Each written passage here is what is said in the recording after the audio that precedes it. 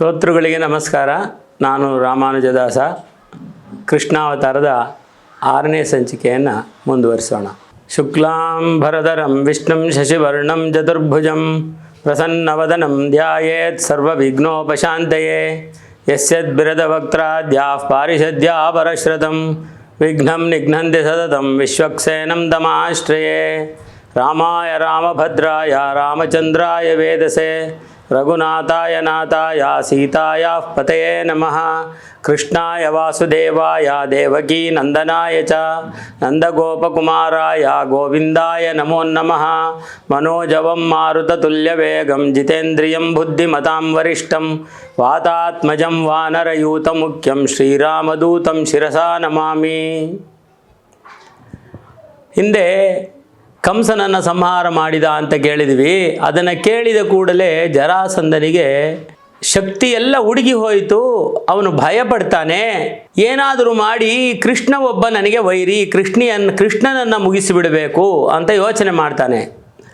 ಲೆಕ್ಕ ಇಟ್ಕೊಳ್ಳಿ, 11 ವರ್ಷದ ಬಾಲಕನ ಮೇಲೆ ಅಷ್ಟು ಹೆದರಿದ್ದಾನೆ ಅಂದರೆ ಅವನ ಪೌರುಷ ಏನಿರಬೇಕು? ಅವನು ಪರಮಾತ್ಮ ಅನ್ನೋದು ಬಹುಶಃ ಅವನಿಗೇನಾದರೂ ತಿಳಿದಿತ್ತಾ? ಇದೆಲ್ಲ ಪ್ರಶ್ನೆಗಳು ಬರುತ್ತೆ. ಕೇವಲ 10-11 ವರ್ಷದ ಹುಡುಗ. ಅಲ್ಲಿಂದ ಹಿಡಿದು ಅವನು ಸುಮಾರು 18 ಬಾರಿ, ಕೆಲವು ಸತಿ ವರ್ಷಕ್ಕೊಮ್ಮೆ, ಕೆಲವು ಸತಿ 2 ವರ್ಷಕ್ಕೊಮ್ಮೆ ಅವನ ಮೇಲೆ ಯುದ್ಧಕ್ಕೆ ಬರ್ತಾನೆ. ನೀವು ಅಂದಾಜು ಮಾಡಿ ಅವನಲ್ಲಿ ಇದ್ದದ್ದು ಸೈನ್ಯ ಎಷ್ಟಿರಬಹುದು? ಕೌರವ ಪಾಂಡವರ ಯುದ್ಧದಲ್ಲಿ ಇದ್ದಂತಹ ಒಟ್ಟು ಸೈನ್ಯ 18 ಅಕ್ಷೋಹಿಣಿ. ಜರಾಸಂಧನ ಒಬ್ಬನ ಹತ್ರನೇ ಇದ್ದದ್ದಂಥ ಸೈನ್ಯ 23 ಅಕ್ಷೋಹಿಣಿ ಸೈನ್ಯವಿದ್ದರೂ ಕೂಡ ತಾನು 2-3 ಬಾರಿ ಅವನೇನು ಮಾಡ್ತಾನೆ, ಕೃಷ್ಣನನ್ನು ಅಟ್ಟಿಸ್ಕೊಂಡು ಬರ್ತಾನಲ್ಲ ಯುದ್ಧಕ್ಕೆ ಬಂದಾಗ, ಕೃಷ್ಣ ಏನು ಮಾಡೋದು? ಓಡಿ ಹೊರಟು ಹೋಗೋದು. ಒಂದು ಸತಿ ದಕ್ಷಿಣ ಗೋವಾ ತನಕ ಓಡಿ ಹೊರಟೋಗ್ಬಿಡ್ತಾನೆ. ಅವನನ್ನು ಅಟ್ಟಿಸಿಕೊಂಡು ಇವನು ಯೋಧರು ಹೋದರೆ, ಇವನು ಓಡಿ ಹೋಗ್ತಾ ಇದ್ದರೆ ದಾರಿಯಲ್ಲಿ ಊಟ ತಿಂಡಿ ಸಿಕ್ಕದೆ ಸುಮಾರು ಜನ ಸೈನಿಕರು ಸತ್ತೋಗ್ತಾರೆ. ಇವನಿರೋದು ಮಗಧ ದೇಶ ಅಂದರೆ ಬಿಹಾರ. ಗೋವಾಕ್ಕೆ ಓಡಿ ಹೋಗಬೇಕಾದ್ರೆ ಇವನು ಅಟ್ಟಿಸಿಕೊಂಡು ಹೋಗುವ ಸೈನ್ಯಕ್ಕೆ ಊಟ ತಿಂಡಿ ಇಲ್ಲದೆ ಸುಮಾರು ಜನ ಅಲ್ಲೇ ಸತ್ತು ಹೋಗ್ತಾರೆ.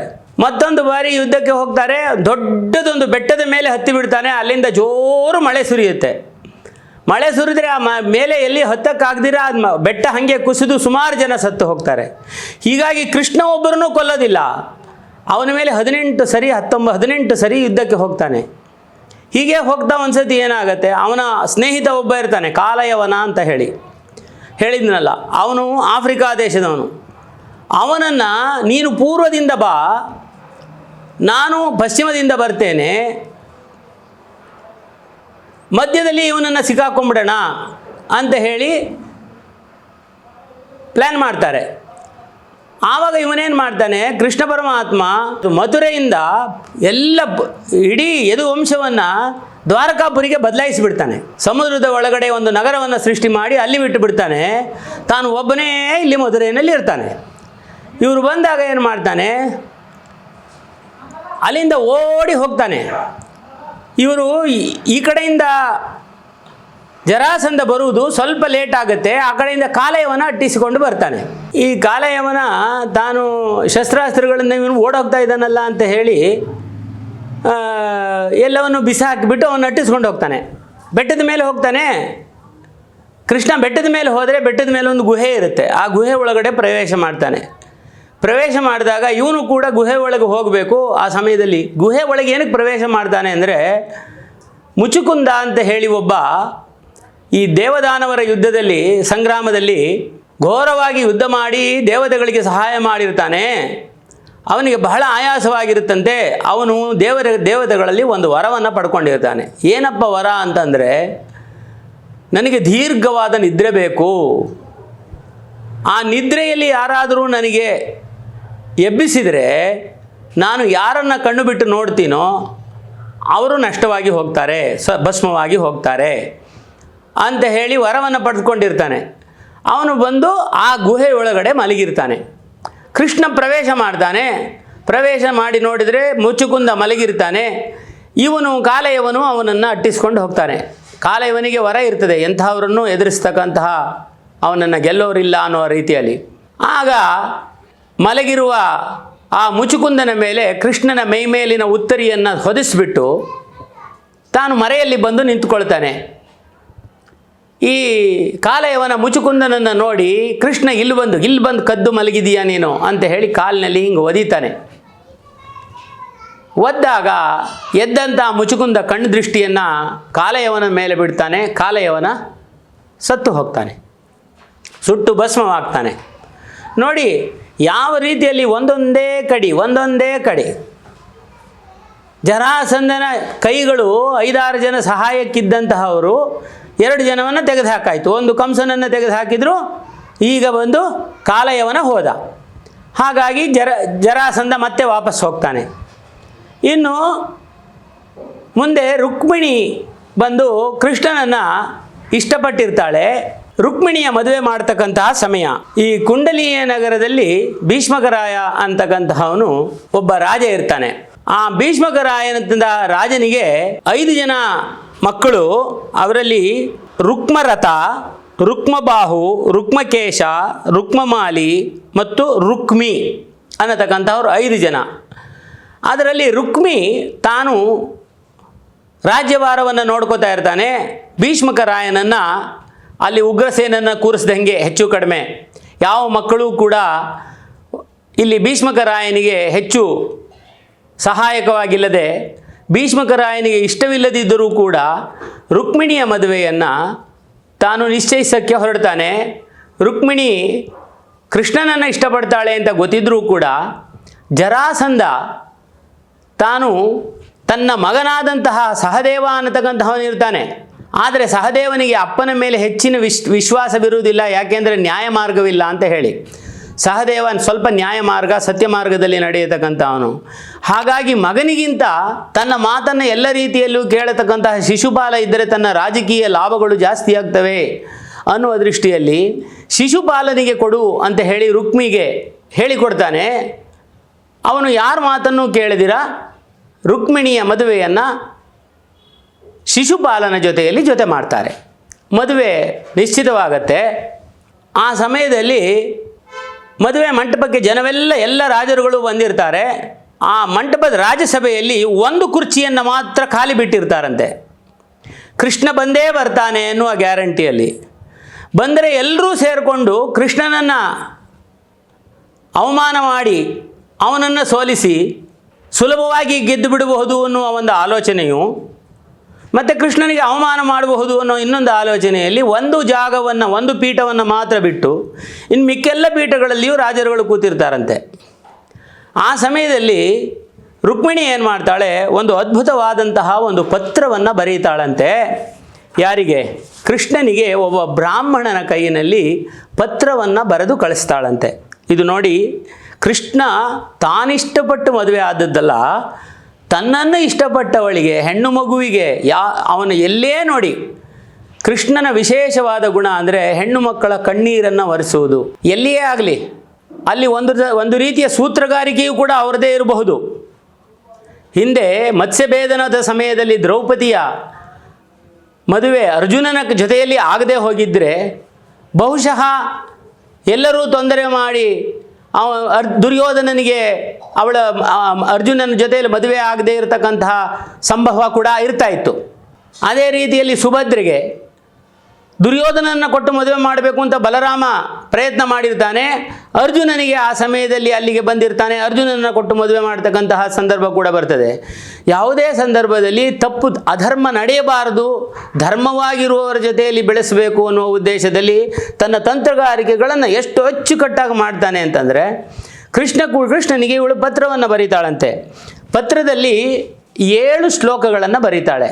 ಅದನ್ನು ನಮ್ಮ ವ್ಯಾಕರಣಕಾರರು ಎಲ್ಲರೂ ಏನು ಹೇಳ್ತಾರೆ ಅಂದರೆ, ಸಪ್ತಪದಿಯೋ ಅನ್ನುವ ರೀತಿಯಲ್ಲಿ ಇದೆ, ಸಪ್ತಪದಿಯನ್ನು ಬರೆದಿದ್ದಾಳೇನೋ ಅನ್ನುವ ರೀತಿಯಲ್ಲಿ 7 ಶ್ಲೋಕಗಳನ್ನು ಬರೆದು ತಾನು ಕೃಷ್ಣನಿಗೆ ಬರೀತಾಳಂತೆ. ಏನು ಅಂದರೆ, ಶೃಣ್ವಾತ್ ಗುಣಾನ್ ಭವಾನ್ ಸುಂದರ, ನಿನ್ನ ಸುಂದರತೆಯನ್ನು ಕೇಳಿ ನಾನು ನಿನ್ನ ರೂಪಕ್ಕೆ ಮೆಚ್ಚಿ ನಾನೇ ನಿನ್ನ ಪತ್ನಿ ಆಗಬೇಕು ಅಂತ ಹೇಳಿ ನಾನು ಈ ಪತ್ರವನ್ನು ಬರೆಯುತ್ತಾ ಇದ್ದೇನೆ ಅಂತ ಹೇಳಿ, ನಾನು ಕೂಡ ಧೈರ್ಯವಂತೆ, ವಿದ್ಯಾವಂತೆ, ರೂಪವಂತೆ, ನಿನಗೆ ಸರಿಸಮಾನಾಗಿದ್ದೇನೆ. ಆದ್ದರಿಂದ ನೀನು ನನ್ನನ್ನು ಖಂಡಿತವಾಗಿ ವರಿಸಬಹುದು ಅನ್ನುವ ರೀತಿಯಲ್ಲಿಯೂ, ನಾನು ನಿನ್ನನ್ನೇ ಪತಿಯಾಗಿ ಭಾವಿಸಿ ಪೂಜಿಸುತ್ತಿದ್ದೇನೆ, ನಿನ್ನನ್ನು ಮದುವೆಯಾಗಲೇಬೇಕು, ಬೇರೆ ದಾರಿ ನನಗಿಲ್ಲ ಅನ್ನತಕ್ಕಂತಹದ್ದು. ಯಾರೂ ನನ್ನನ್ನು ನಿನಗೆ ಧಾರೆ ಎರೆದು ಕೊಡದೇ ಇರತಕ್ಕಂತಹ ಪರಿಸ್ಥಿತಿ ಇದ್ದರಿಂದ ನನ್ನನ್ನು ನಿನಗೆ ಕೊಟ್ಟುಕೊಳ್ತೀನಿ. ಅಂದರೆ ಅಪ್ಪನ ಮಾತನ್ನು ಮಗ ಕೇಳೋದಿಲ್ಲ, ಮಗ ನಿನಗೆ ಧಾರೆ ಎರೆದು ಕೊಡೋದಿಲ್ಲ, ಹಾಗಾಗಿ ನನ್ನನ್ನು ನಾನೇ ನಿನಗೆ ಕೊಟ್ಕೋತೀನಿ ಅಂತಾಳೆ. ನಾನು ಮಾಡಿದ ಗುರು ಹಿರಿಯರ ಸೇವೆ ಏನಾದರೂ ಇದ್ದರೆ, ಅದು ಸಫಲವಾಗಿದ್ದರೆ 7 ಜನ್ಮಕ್ಕೂ ನಾನು ನಿನ್ನನ್ನೇ ವರಿಸಬೇಕು ಅನ್ನುವಂತಹ ಒಂದು. ಮತ್ತು ಇಲ್ಲಿ ಯಾವುದೇ ರಕ್ತಪಾತವಾಗದೇ ಇರುವ ರೀತಿಯಲ್ಲಿ ನೀನು ನನ್ನನ್ನು ಕರೆದುಕೊಂಡು ಹೋಗಬೇಕು. ಅಂದರೆ ನೋಡಿ, ರಾಜಕೀಯವಾಗಿ ಇವನು ಮದುವೆ ಮನೆ, ಇದು ಮದುವೆ ಮನೆಯಲ್ಲಿ ಯಾವುದೇ ರೀತಿಯಾದಂತಹ ತೊಂದರೆಗಳು, ರಕ್ತಪಾತಗಳು ಆಗಬಾರ್ದು ಅಂತ ಹೇಳ್ತಾಳೆ. ನೀನು ಕುದುರೆಯ ಮೇಲೆ ಬಂದು, ನಾವು ಈ ಗೌರಿ ವ್ರತ ಅಂತ ಹೇಳಿ ಒಂದು ವ್ರತವನ್ನು ಮಾಡ್ತೇವೆ. ಆ ವ್ರತಕ್ಕೆ ದೇವಸ್ಥಾನಕ್ಕೆ ಬಂದಾಗ ಅದರ ಪಶ್ಚಿಮದ ಬಾಗಿಲಿನಲ್ಲಿ ಇದ್ದು ನನ್ನನ್ನು ಅಲ್ಲಿಂದ ಹಾರಿಸಿಕೊಂಡು ಹೋಗಬೇಕು ಅಂತ ಹೇಳ್ತಾನೆ. ದೊಡ್ಡವರು ಹೇಗೆ ನಿನ್ನ ಪಾದ ಪದ್ಮಗಳಲ್ಲಿ ಶರಣಾಗ್ತಾರೋ, ನಿನ್ನ ಪ್ರಸಾದ ಅವರುಗಳಿಗೆ ದೊರೆಯುತ್ತದೋ, ಅದೇ ರೀತಿ ನಾನು ನಿನಗೆ ಶರಣಾಗಿದ್ದೇನೆ.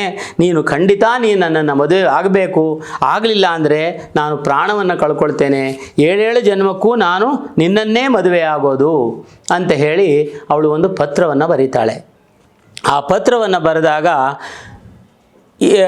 ಸಮಯವಾಯಿತು. ಇನ್ನು ಆ ಗೌರಿ ವ್ರತ ಏನು ಪೂಜೆ ಮಾಡಬೇಕು, ಆ ಪೂಜೆ ಮಾಡೋದಕ್ಕೆ ಅಂತ ಹೇಳಿ ಆ ಪೂಜೆಗೆ ಗಂಡಸರ ಜೊತೆಯಲ್ಲಿ ಹೋಗೋದಿಲ್ಲ. ಸಭಾಭವನದಲ್ಲಿ ಎಲ್ಲರೂ ಕೂಡ ಕೂತಿದ್ದಾರೆ, ಆಸ್ಥಾನಿತರಾಗಿದ್ದಾರೆ. ರುಕ್ಮಿಣಿ ತಾನು ತನ್ನ ಸಖಿಯರ ಜೊತೆಯಲ್ಲಿ ದೇವಸ್ಥಾನಕ್ಕೆ ಬರ್ತಾಳೆ. ದೇವಸ್ಥಾನಕ್ಕೆ ಒಂದು ಪ್ರದಕ್ಷಿಣೆಯನ್ನು, ದೇವರ ಪೂಜೆಯನ್ನು ಮಾಡ್ತಾಳೆ. ಮನಸ್ಸಿನಲ್ಲಿ ಕೃಷ್ಣ ಬರ್ತಾನೋ ಬರಲ್ವೋ ಅಂತ ಹೇಳಿ ಒಂದು ಪ್ರದಕ್ಷಿಣೆಯನ್ನು ಮಾಡ್ತಾಳೆ. ಕಾಣೋದೇ ಇಲ್ಲ, ಕೃಷ್ಣನೇ ಕಾಣೋದಿಲ್ಲ. ಯಾಕಪ್ಪ ಮಾಡಿದೆ ಕೃಷ್ಣ ಈ ರೀತಿ, ನನ್ನನ್ನು ಬಿಡಬೇಡಪ್ಪ ಅಂತ ಹೇಳಿ ಬಲವಂತದ ಮನಸ್ಸಿನಲ್ಲಿ ಅವನನ್ನು ಧರಿಸಿಕೊಂಡು ಇನ್ನೊಂದು ಪ್ರದಕ್ಷಿಣೆ ಹೋಗುವದರಲ್ಲಿ ಅವಳಿಗೆ ಕೃಷ್ಣನ ತುಳಸಿ ಮಾಲೆಯ ವಾಸನೆ ಬರ್ತದಂತೆ.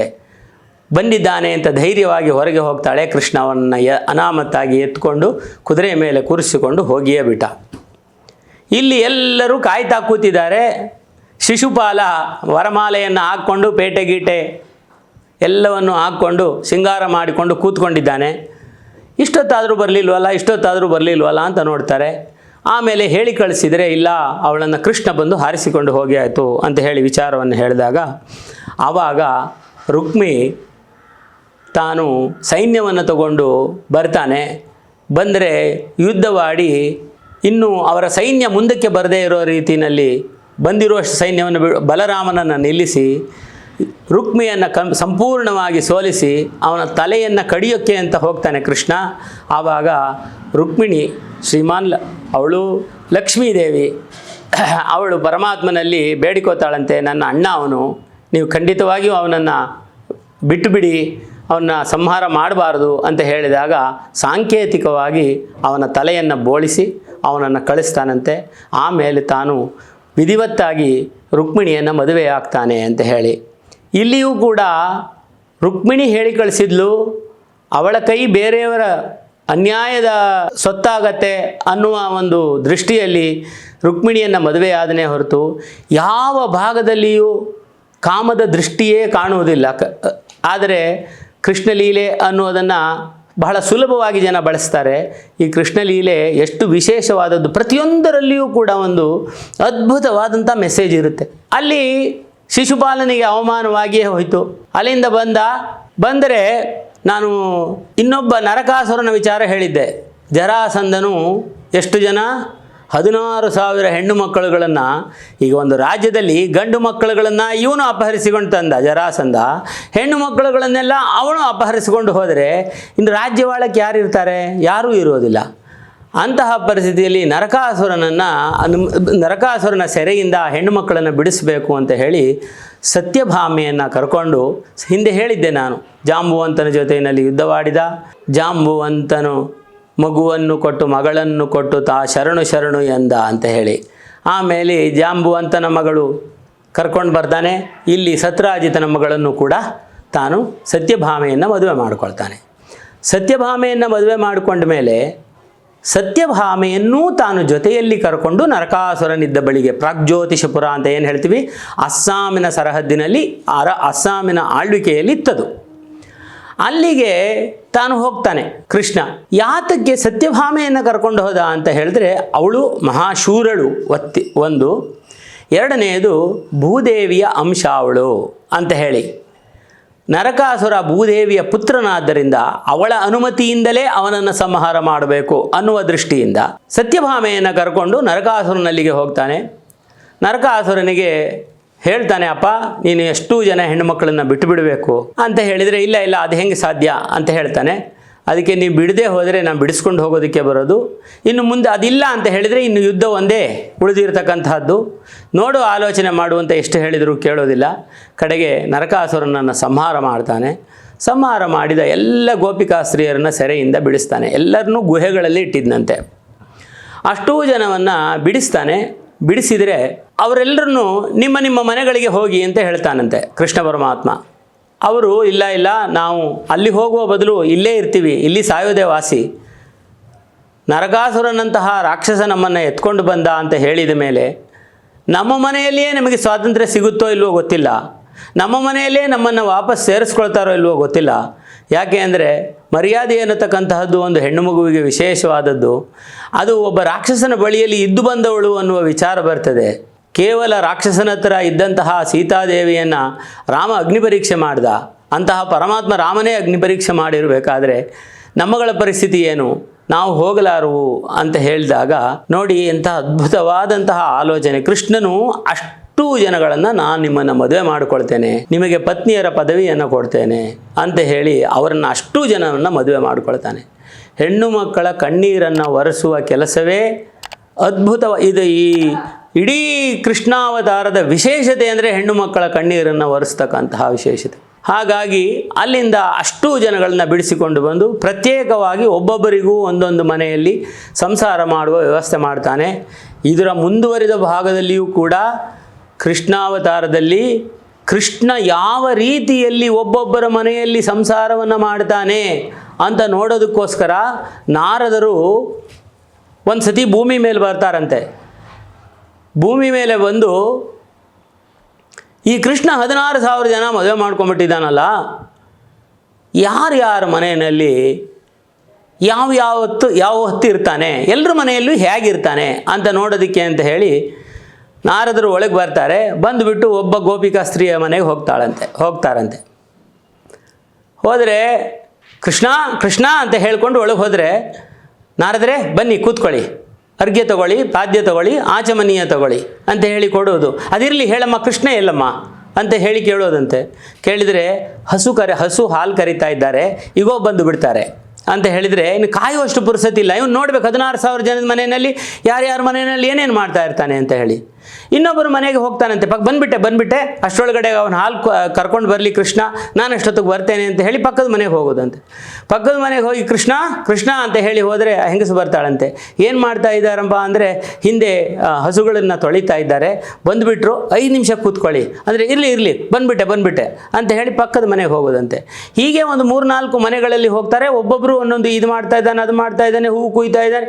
ಒಂದು ಮನೆಯಲ್ಲಿ ಹೋಗ್ತಾನೆ, ದೇವರಿಗೆ ತಾನು ಸಂಪುಟದಲ್ಲಿ ಪೂಜೆಯನ್ನು ಮಾಡ್ತಾ ಇದ್ದಾನೆ, ಭಗವಂತ ಪೂಜೆ ಮಾಡ್ತಾ ಇದ್ದಾನೆ ಕೃಷ್ಣ ಅಂತ ಹೇಳ್ತಾರಂತೆ. ಆವಾಗ ನಾರದರಿಗೆ ಆಶ್ಚರ್ಯವಾಗುತ್ತೆ. ಸ್ವಯಂ ಅವರೇ ಭಗವಂತನೇ ಶ್ರೀಕೃಷ್ಣ, ಅವನು ಯಾರನ್ನ ಪೂಜೆ ಮಾಡ್ತಾ ಇದ್ದಾನೆ ಅಂತ ಹೇಳಿ ಅಲ್ಲೇ ಕಾಯ್ತಾನಂತೆ. ಕೂತ್ಕೊಂಡು ಕಾಯ್ದು ಬಿಟ್ಟು ಕೃಷ್ಣ ಬರ್ತಾನೆ. ಬಂದರೆ ಕೃಷ್ಣ ಆಯ್ತಾ ಪೂಜೆ ಅಂತ ಕೇಳ್ತಾನಂತೆ. ಆಯ್ತಪ್ಪ ಅಂತ ಹೇಳಿದರೆ, ಅಲ್ಲ ನನಗೆ ಒಂದು ಅರ್ಥವಾಗದೇ ಇರೋ ವಿಚಾರ ಇದೆ, ನೀನೇ ಭಗವಂತ, ಆದಿ ಅಂತ್ಯ ಮಧ್ಯ ಎಲ್ಲವೂ ನೀನೇ, ಆದ್ಯಂತ ರಹಿತ ಕೂಡ ನೀನು ಯಾರನ್ನು ಪೂಜೆ ಮಾಡ್ತಾ ಇದ್ದೆ ಅಂತ ಕೇಳಿದಾಗ ಕೃಷ್ಣ ಪರಮಾತ್ಮ ಉತ್ತರ ಹೇಳ್ತಾನಂತೆ. ಬಾಯಲ್ಲಿ ತೋರಿಸ್ತೀನಿ ಅಂತ ಹೇಳಿ ಸಂಪುಟದೊಳಗಡೆ ತಾನು ಮುಚ್ಚಳವನ್ನು ತೆಗೆದು ತೋರಿಸ್ತಾನಂತೆ. ಭಾಗವತರ ಪಾದದ ಧೂಳು ಇದು. ದೊಡ್ಡ ಭಾಗವತೋತ್ತಮರು ಯಾರ್ಯಾರಿದ್ದಾರೆ ಆ ಎಲ್ಲ ಭಾಗವತೋತ್ತಮರ ಪಾದದ ಧೂಳನ್ನು ನಾನು ಪೂಜೆ ಮಾಡ್ತಾ ಇದ್ದೀನಪ್ಪ, ಅವರೇ ನನಗೆ ದೇವತೆಗಳು, ಅವರೇ ನನಗೆ ದೇವರು ಅಂತ ಹೇಳ್ತಾನೆ.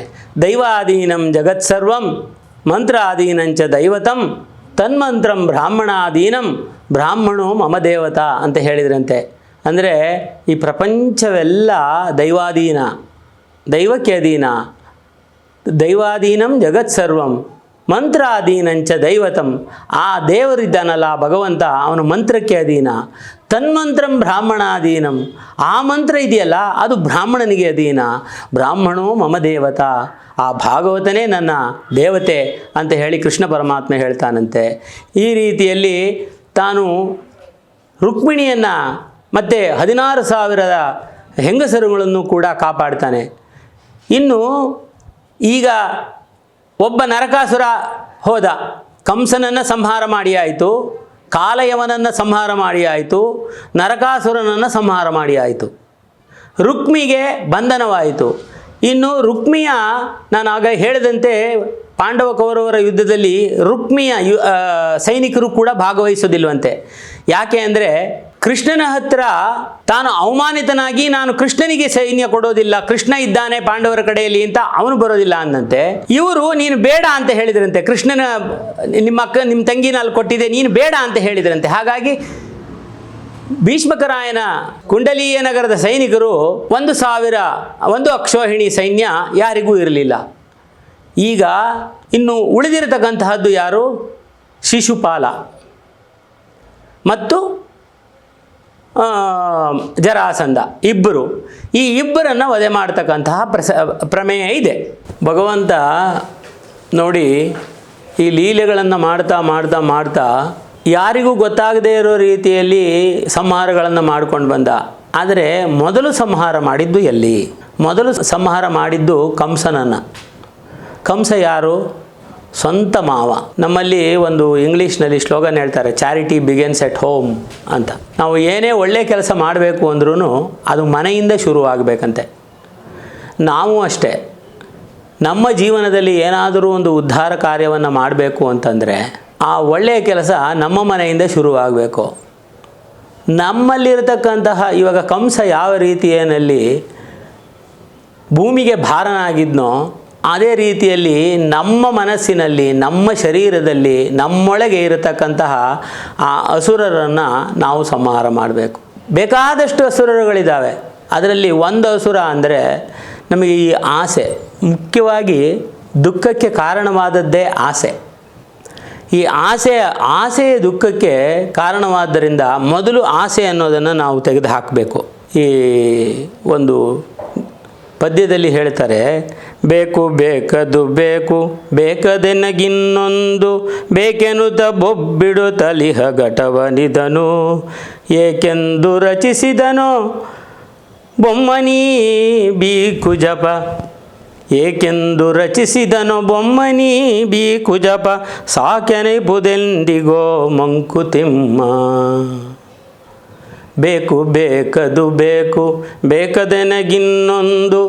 ಒಂದು ನೋಡಿದ್ರೆ ಇನ್ನೊಂದು, ಇನ್ನೊಂದು ನೋಡಿದ್ರೆ ಇನ್ನೊಂದು, ಮತ್ತೊಂದು ನೋಡಿದ್ರೆ ಮಗದೊಂದು. ಬೇಕು ಬೇಕು ಬೇಕು ಅನ್ನತಕ್ಕಂಥದ್ದು ನಮ್ಮನ್ನು ಎಲ್ಲಿಗೆ ಕರ್ಕೊಂಡು ಹೋಗುತ್ತೆ ಅಂತ ಹೇಳಿದ್ರೆ ಅಲ್ಲಿಂದ ಬಿದ್ದರೆ ಇನ್ನು ಪ್ರಪಾತವೇ, ಆ ರೀತಿ ಕರ್ಕೊಂಡು ಹೋಗಿಬಿಡುತ್ತೆ. ಬಹಳ ಸುಲಭವಾಗಿ ಸೀತೆ ಸ್ವಯಂ ಒಪ್ಕೋತಾಳೆ, ನಾನೊಂದು ತಪ್ಪು ಮಾಡಿದ್ದೆ ಅಂತ.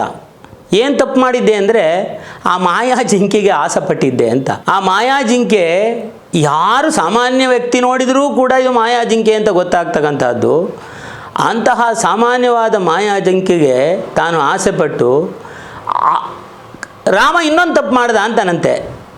ಪರಮಾತ್ಮನಾದಂಥ ರಾಮ ನನಗೇ ಗೊತ್ತಾಗ್ತಕ್ಕಂತಹ ಮಾಯಾ ಜಿಂಕೆಯಿಂದ ಓಡಿ ಹೋಗಿ ಅದರ ಹಿಂದೆ ಹೋಗಿ ನನ್ನ ಮಾತನ್ನು ಕೇಳಿ ಹೋದ್ನಲ್ಲ, ಅದು ಅವನ ತಪ್ಪು ಅಂತ ಹೇಳಿ, ಆ ರೀತಿಯಲ್ಲಿ ಆಸೆಯ ಹಿಂದೆ ಹೋಗಬಾರ್ದು ಅಂತ ಹೇಳಿ ಒಂದಾದರೆ, ಇನ್ನೊಂದು ದೇವದಾನವರ ರಣರಂಗ ಮಾನವ ಹೃದಯ ಭಾವರಾಗ ಹಠಂಗಳವರ ಸೇನೆಗಳು ಭೂಮಿ ಭವಜಯಂಗಳ ಪ್ರಾಂತಿಯಲ್ಲಿ ಮರೆಯುವನು ಜೀವಾಮೃತವನವನು ಮಂಕುತಿಮ್ಮ. ದೇವದಾನವರ ರಣರಂಗ. ನಮ್ಮ ಒಳಗಡೆನಲ್ಲೇ ಒಳ್ಳೆಯದು ಕೆಟ್ಟದು ಎರಡೂ ಇದೆ. ಆದರೆ ಸಾಮಾನ್ಯವಾಗಿ ನೆಗೆಟಿವ್ ಥಾಟ್ಸೇ ಮೇಲಕ್ಕೆ ಬರೋದು. ಈ ನೆಗೆಟಿವಿಟಿ ಅನ್ನೋದು ಮನುಷ್ಯನನ್ನು ಮೆಟ್ಟಿ ನಿಂತು ಬಿಡುತ್ತೆ. ನಾವು ಸ್ವಲ್ಪ ಆಲೋಚನೆ ಮಾಡಬೇಕು. ಭಾವರಾಗ ಹಠಂಗಳವರ ಸೇನೆಗಳು ಭಾವ ರಾಗಾದಿಗಳು ದ್ವೇಷಾದಿಗಳು ಇವೇ ನಮ್ಮ ಮನಸ್ಸಿನಲ್ಲಿ ತುಂಬಿಕೊಂಡು ನಮ್ಮನ್ನು ಅವ ಕಡೆಗೆ ಎಳ್ಕೊಂಡು ಹೋಗುತ್ತೆ. ಭೂಮಿ ಭವಜಯಂಗಳ ಜಮೀನು ಬೇಕು, ಇನ್ನೊಂದು ಬೇಕು, ಮುನ್ನೊಂದು ಬೇಕು ಅನ್ನತಕ್ಕಂತಹ ಈ ಆಸೆಗಳಲ್ಲಿ ಮನುಷ್ಯ ಜೀವನದ ಅಮೃತವನ್ನೇ ಕಳ್ಕೊಳ್ತಾನೆ ಅಂತ ಹೇಳಿ ನಾವು ನೆಮ್ಮದಿಯನ್ನು ಕಳ್ಕೊಳ್ಬಾರ್ದು ಅಂತ ಅಂದರೆ ಸ್ವಲ್ಪ ಸಮಾಧಾನ ಚಿತ್ತರಾಗಿ ಪ್ರಶಾಂತವಾದ ಮನಸ್ಸಿನಿಂದ ಇಲ್ಲಿಂದ ತೆಗೆದುಕೊಂಡು ಹೋಗುವಂಥದ್ದು ಏನೂ ಇಲ್ಲ. ಆದ್ದರಿಂದ ನಾವು ಅಮೃತತ್ವವನ್ನು ಭಗವಂತನ ಅಮೃತತ್ವವನ್ನು ಪಡೆಯಬೇಕಾದರೆ ಸಾವಧಾನ ಚಿತ್ತರಾಗಿ ಮನಸ್ಸನ್ನು ಕೆಟ್ಟ ನಮ್ಮ ದೃಷ್ಟ ಕಂಸನನ್ನಾಗಲಿ ನಮ್ಮ ಶರೀರದಲ್ಲಿರತಕ್ಕಂತಹ ಶಿಶುಪಾಲನನ್ನಾಗಲಿ ನಮ್ಮ ಶರೀರದಲ್ಲಿರತಕ್ಕಂತಹ ನರಕಾಸುರನನ್ನಾಗಲಿ ಸಂಹಾರ ಮಾಡುವ ದಿಕ್ಕಿನಲ್ಲಿ ಆಲೋಚನೆ ಮಾಡಬೇಕು. ಇಲ್ಲಿಗೆ ಈ ಸಂಚಿಕೆಯನ್ನು ಮುಗಿಸೋಣ. ಜೈ ಶ್ರೀಕೃಷ್ಣ.